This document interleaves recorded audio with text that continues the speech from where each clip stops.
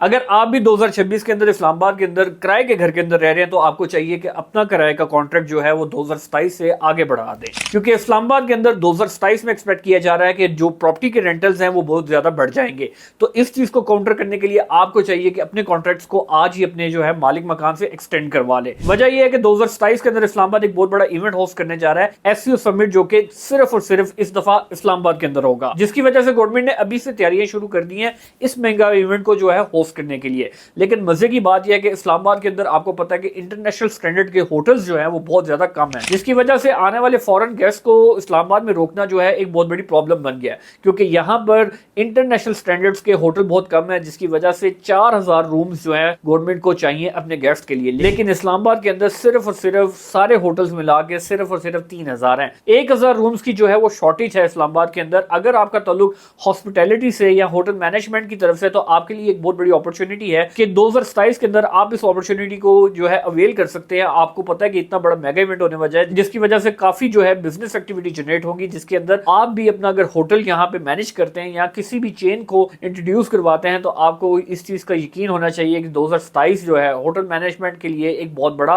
Golden year होगा, क्योंकि ये इवेंट जो है इसके साथ कई इंडस्ट्रीज लिंक्ड हैं। और इसके साथ सबसे ज्यादा एडवांटेज ये है कि अगर आपके पास होटल या एयरबीएनबी की स्पेसेस हैं तो आप जो है बहुत ज्यादा अर्न करने जा रहे हैं, जिसकी वजह से रियल एस्टेट भी फ्लोरिश करेगी। सबसे बड़ी न्यूज ये है कि गवर्नमेंट ने बेसिकली इस शॉर्टेज को पूरा करने के लिए इस्लामाबाद की एक मशहूर बिल्डिंग शहीद मिल्लत जो बिल्डिंग थी ब्लू एरिया के अंदर, उसको कन्वर्ट करने का प्लान कर दिया है एक होटल के अंदर। तो बेसिकली ये बिल्डिंग काफी अरसे से जो है सीडीए के अंडर थी, लेकिन सीडीए के एक्स चेयरमैन, फॉर्मर चेयरमैन ने समरी दी है बेसिकली प्रेसिडेंट को कि हमें इस बिल्डिंग को कन्वर्ट कर देना चाहिए एक 5 स्टार होटल के अंदर, ताकि हमारे जो गेस्ट आएंगे उन गेस्ट के लिए एक अच्छी जो है स्टैंडर्ड की रहाइश जो है वो उनको मिलेगी। क्योंकि आपको पता है इस्लामाबाद के अंदर सिर्फ और सिर्फ 3 होटल्स हैं जो कि इंटरनेशनल स्टैंडर्ड्स को थोड़ा थोड़ा मीट करते हैं, जिनमें सरीना, मैरियट और जो है मूवनपिक का भी जो है इंट्रोड्यूस हुआ है। इसके बाद जो है इंटरनेशनल गेस्ट को रखने के लिए कोई भी जगह नहीं है। 36 वीवीआईपी गेस्ट आएंगे और 3000 फॉरेन गेस्ट जो है वो एक्सपेक्टेड है जिन्होंने आना है इस मेगा इवेंट के अंदर पार्टिसिपेट करने के लिए। तो गवर्नमेंट लेवल पर भी अगर देखा जाए तो इतनी ज्यादा तैयारी की जा रही है इस इवेंट के लिए, तो आपको भी चाहिए कि अगर आप इस मेगा इवेंट से जो है फायदा उठाना चाहते हैं और कोई भी इस तरह की बिजनेस एक्टिविटी जो इस इवेंट के साथ लिंक्ड है, जो कि रियल एस्टेट से लिंक्ड है, तो आप इस्लामाबाद में 2027 के लिए जो है उसको प्लान कर सकते हैं।